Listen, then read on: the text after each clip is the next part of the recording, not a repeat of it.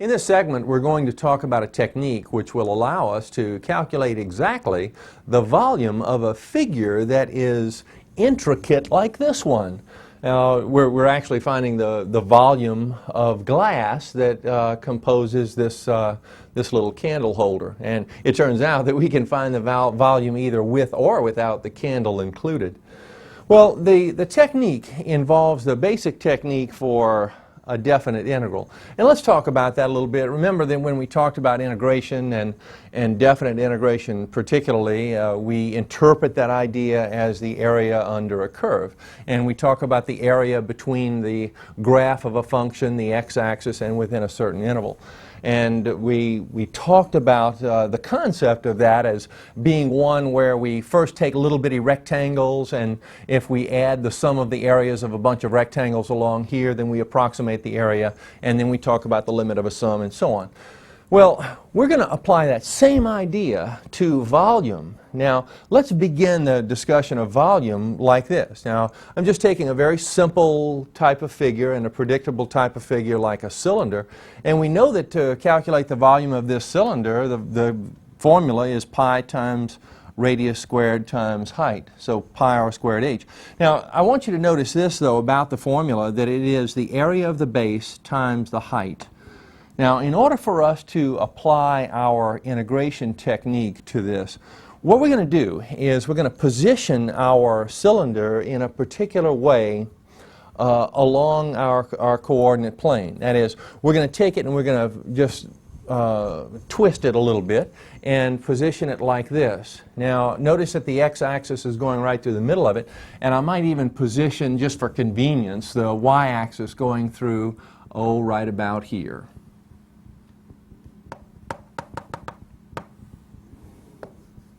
Then I'm defining an interval from 0 to whatever point this might be, you see, to the spot where it comes out. Okay, so that's the idea. Now, the concept is that we're going to just think about the sum of a bunch of little volumes, and it's the volumes of little disks, hence the idea of disk method. But if we just kind of take a cross-section like this, and the thickness is kind of arbitrary at this point for this disk. So if I just make a cut through this rascal and think about that, and if I twisted it toward you and blew it up a little bit, it would kind of look like this. It would just be a circle, and it has some thickness to it, though, so we can think of it as a little bitty cylinder, you see. And so the volume is pi r squared times the width of this. See, we're thinking about little widths now, and it's the idea that we're applying the same concept that we did before, that we're going to find the volume of many such little disks, you see, and then we're going to narrow them, and the limit of the sum idea will give us the overall volume. All right, so that's the basic idea. Now, notice the notation here, big R squared, for the radius of this. And when we talk about a little volume, a little delta volume here for the little disk, it's pi r squared times some delta x, some x interval, you see, over which we are slicing these little pieces of our cylinder. The overall volume is the limit of a sum, you see, of this expression, and it's just been rearranged to accommodate the situation. Now notice the delta, the thickness is approaching 0 here in this limit idea. This radius is associated with an x subscript I, if we're kind of counting the intervals, you see, along our cylinder, and the delta x business. Well, all of that leads us to integration, and the volume then is the integral from a to b, the integral within an interval, you see, of the r of x squared, and that's this part, and then the delta x is the dx. The pi as a constant comes to the outside. And all we have to do then is apply the idea to a specific problem. Let's take a look at one. Suppose we have f of x as the square root of sine x. And this is the graph, and we're thinking about this. We want to find the volume of the solid which is formed by revolving the region bounded by the graph of this function and the x-axis, and it is revolved around the x-axis. You see, we just revolve that around. Now, and it's for this reason, this revolving idea, that this is sometimes called a solid of revolution, because we're actually just taking this graph and we're thinking about this region as almost like a flat surface, and think about revolving it around the x-axis. So it becomes a solid of revolution in that sense. And our interval, we're considering x to be between 0 and pi. All right, so that's the idea. Now, a couple of considerations are important in this. We have to define what our radius is. How does our radius change for the figure that we're talking about? Now, with our cylinder over here, it was kind of constant throughout our interval, but here it kind of changes, and it's just changing with the notion of the function. All right, so the actual function gives us the distances that we have here as the radius of our solid of revolution. And we have to define also the interval. Now right here it's kind of given to us in this problem. In other problems it might be a little more elusive. But we have to make sure we understand the interval and we understand the radius of the figure that we're talking about. Now to emphasize the idea, the radius, which we have designated with our notation as r of x, is really just f of x. It's just our function, which is the square root of sine x. All right, and we use the form that we generated over here, and we just fill into that form. Notice the interval here, a to b, is 0 to pi, and the r of x is the square root of sine x. And away we go. We're squaring a square root, we get the radicand, and now we're just evaluating for our integral. And just pop in the values here. The cosine of pi, remember, cosine of pi is -1, so it's minus -1. And then minus, well, let's see, cosine of 0 is 1, so it's -1, so it's minus -1. And this gives us 2 pi then for the volume. Here's another one. Suppose we want to find the volume of the solid. Now this one has a little convolution in it, so let's read carefully. Find the volume of the solid formed by revolving the region bounded by f of x is 2 minus x squared and g of x equals 1 about the line y equals 1. Whoa. The region bounded by f of x is 2 minus x squared. That's this. And g of x equals 1. Well, here's the f function, here's the g function,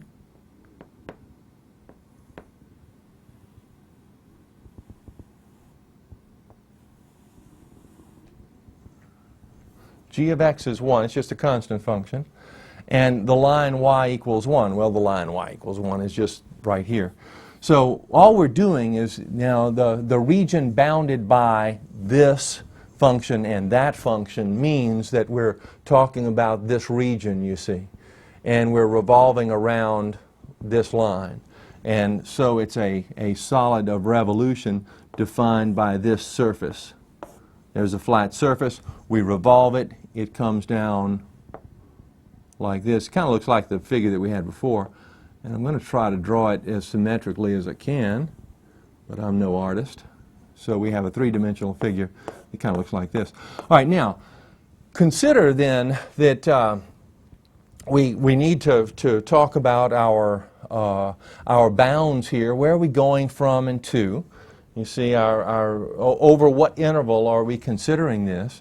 And we also have to consider the idea of our radius. You see, what radius we're talking about here.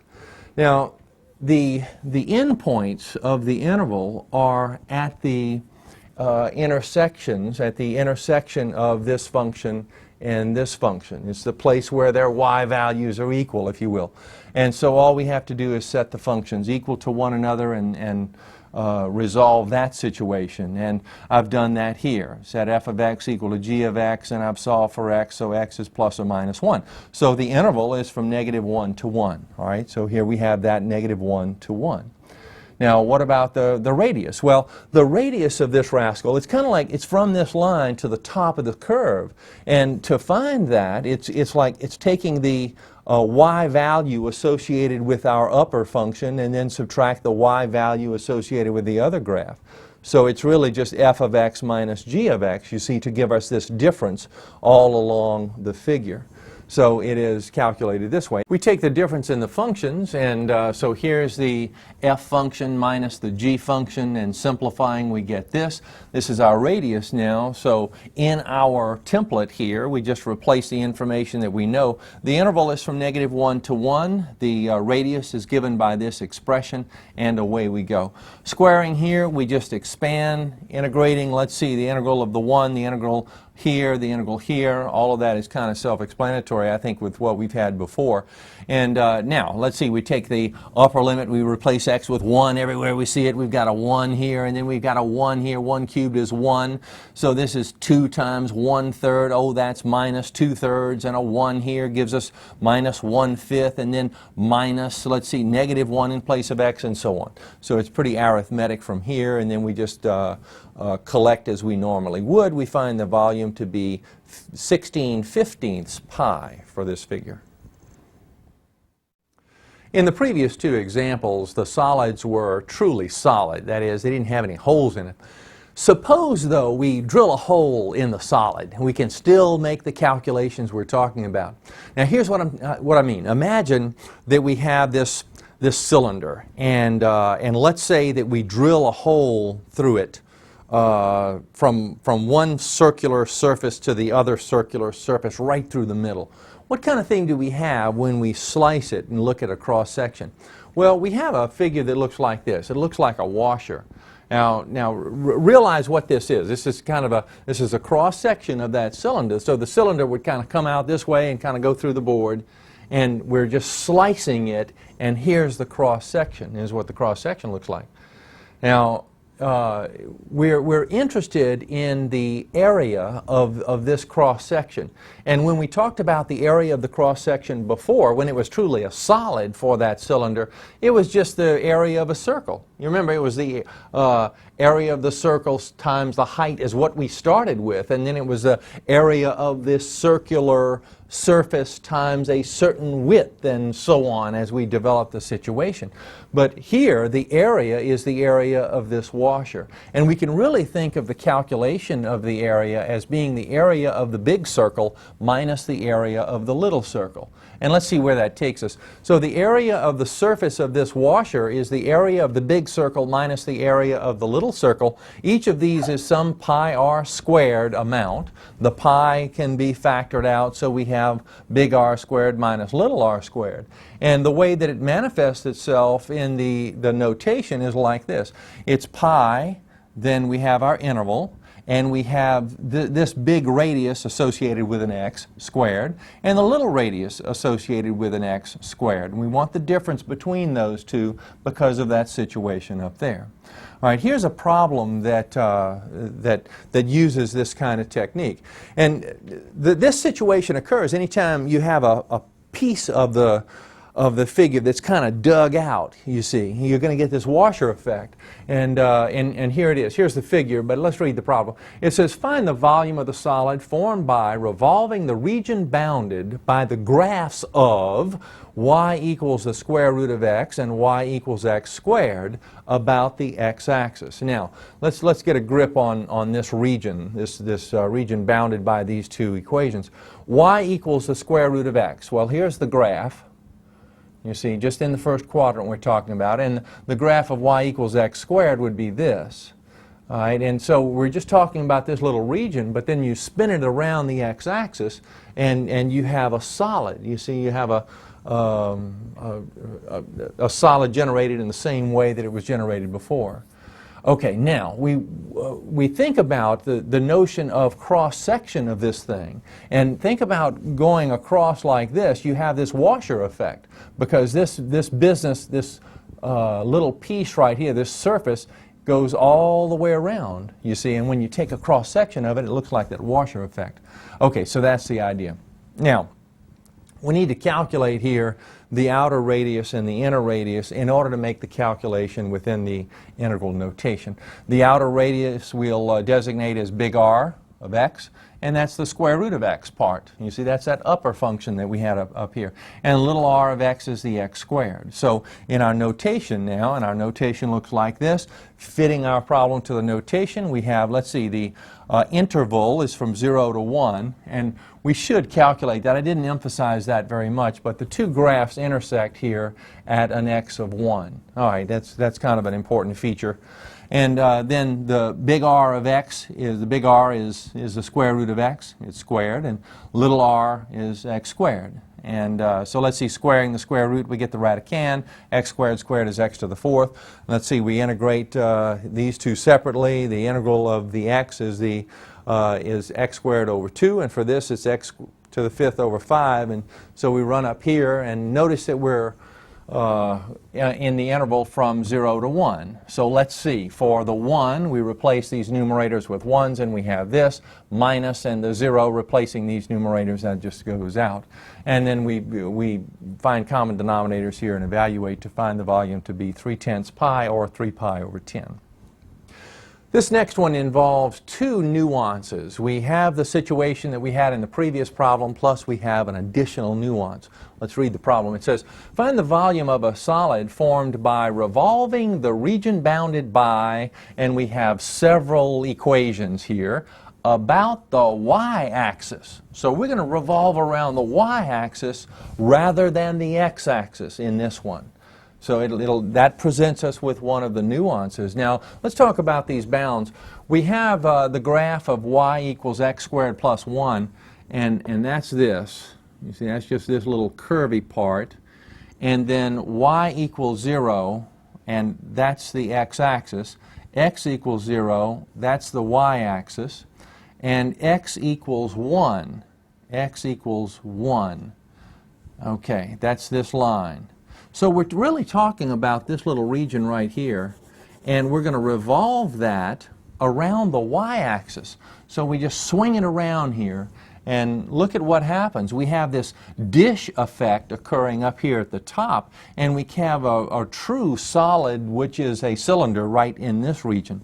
And we can actually think of the situation in two parts if we want to, and we're going to do that. And that's the other nuance here. We have two parts, and we're also having to integrate with respect to y. You see, because after all, we're thinking about our radius. Instead of thinking in terms of the radius of our cross-section of the figure being kind of up and down, we're having to change our thinking and think about it this way. So we think about little sort of rectangles in the cylindrical part. We're thinking about those rectangles that go in this direction, you see.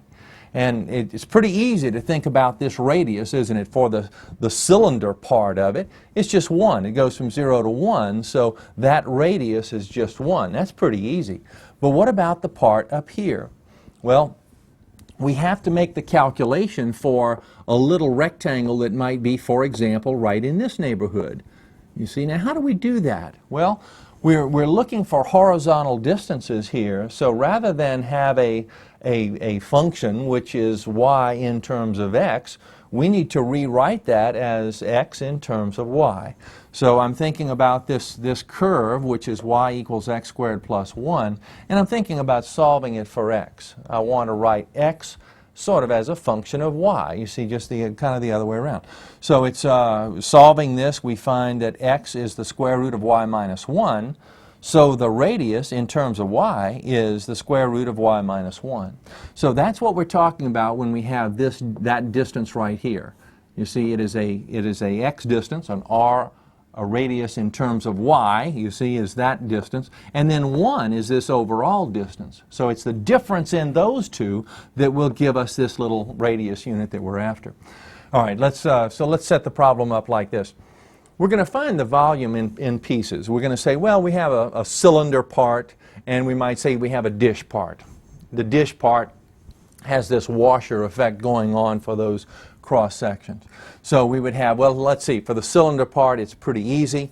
We have now notice the notation that I'm using here, and we haven't talked about this before, but I'm talking about an integral along an interval along the y-axis as c to d rather than the confusion of a to b. We used a to b before on the x-axis, so we'll use c to d here. And it's a radius in terms of y squared, dy, and then over here it's a difference in radius units. You see, a difference in radius value squared to give us that washer effect. All right, so let's fill in the information that we know. Now the interval here, and we probably ought to pay a little attention to our values here. This is 1 and this is 2, it turns out, on our coordinate plane. And the intersection of this x equals 1 and this curve turns out to be at 1, 2.